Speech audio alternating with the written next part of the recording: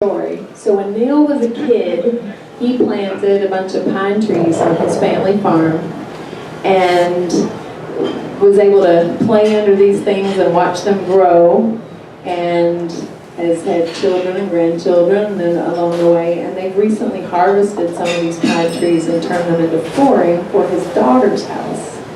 So I talk about generational planning and making good use of the resources that you have on your property, and really excited to hear your story about your land. Neil Schroeder.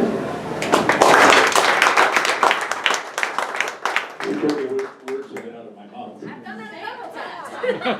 I'm just going to tell you that I'm going to tell you a multi-generational story.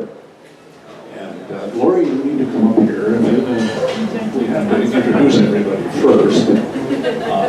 In 1951, my parents bought a 10-acre piece near Sherwood. It's right off of Elwood Road.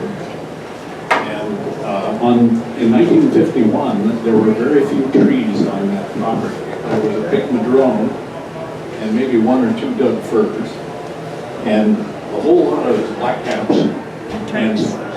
Don't forget the turnips. Yeah. And it happened that they bought this property just about 300 feet from the Anderson property.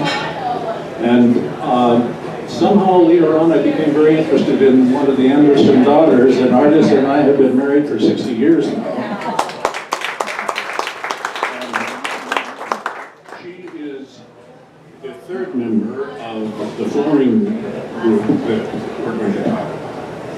But George Schroeder was a forester. He taught at Oregon State. In fact, I was born in Corvallis when he was teaching there. He was, at the time in 1951, working for Crown Zillerback, and he wanted to be able to move to a property where he could do some experimental work. And so he wrote to all of the experiment stations across the U.S. and said, "Send me your spare seedlings." Well, the seedlings came. We got hundreds of them. And they were put into the garden. If they made it through the winter, they went out onto the 10-acre piece. And so, next one here. There we are. There's Dad and Mom and Neil wearing his Letterman's jacket. He thought he was some big some guy. And Sister Nancy and Brother George. And, oops, come back here. We started planting the trees that we could receive. Well, we got some KMX pine and some Valley Ponderosa, as well as, you can imagine what the experiment stations would send. If they were in Maine, what might they send us? If they were in California, what might they send us? Well, that 10 acres very soon became an arboretum, and it still is. And this happens to be a KMX that Lori planted recently. Hold it. Oh, here we go. This is what the KMX cone looks like. Dad trimmed those trees. He limbed them up so that he'd get clear wood. And the trees grew fast. This happens to be an acre of Valley Ponderosa on Artis and Neil's property, but it gives you an idea of what that forest looked like as it grew. And this also is on our property, but look how fast that Ponderosa grows. This is the way it looked on the Schroeder property. And it came time to thin, and so Scott Ferguson, who many of you know, and others came by and said, okay, it's time to thin, let's take down some of those trees. Well, we found out we couldn't market Valley Ponderosa at that point. So I had Lyle Harrington, one of the Oregon Woodland Co-op members, come by with his Wood-Mizer, and we made boards out of that KMX and the Ponderosa that we couldn't sell.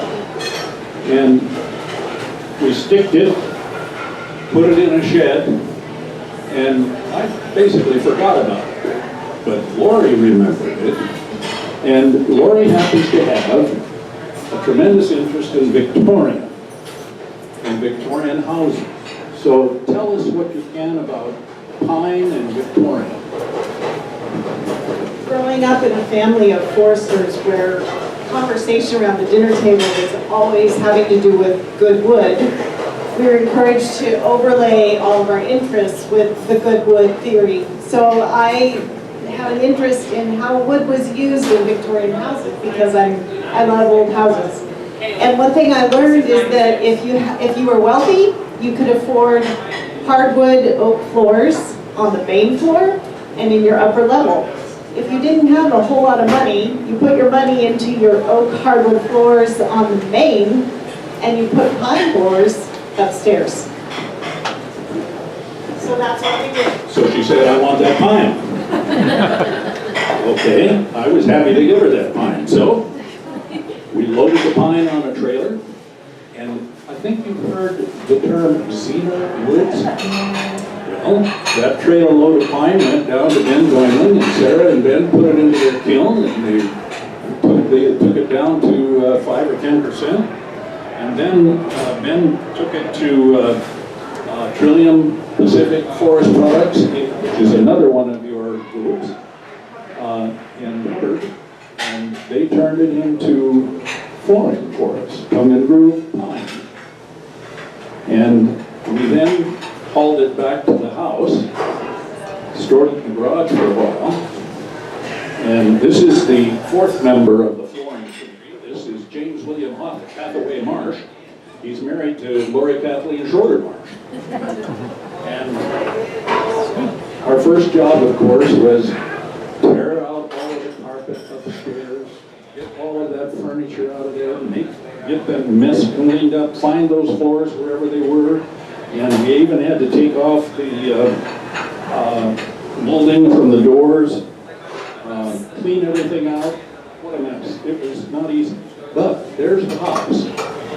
Now, think about the logistics here. How do you get a 16-foot plank of Ponderosa pine flooring from down next to the ground up to the second floor? Believe me, it took a lot of jihawing one board at a time. And we had to take it up through that window right there, and sometimes through this window right here. And believe me, the boards didn't were careful so they didn't break. It was quite a process. But we did get it up there. So how long was it up there? 3 weeks. 3 weeks, okay. We had to acclimate it for 3 weeks.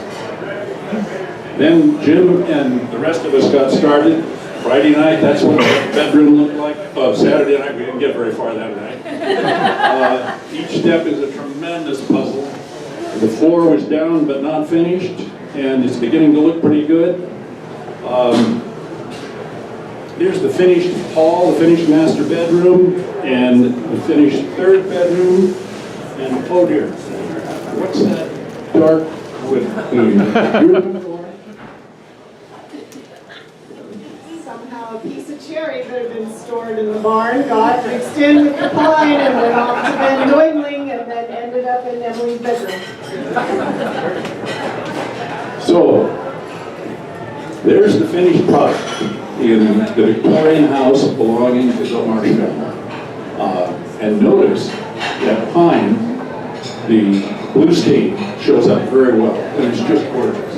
This is really a tremendous project. It was a lot of fun, and it was the four of us who put that down. But a lot of credit goes to Ben and Sarah, and to Lyle Parrington, and the folks at Trillium.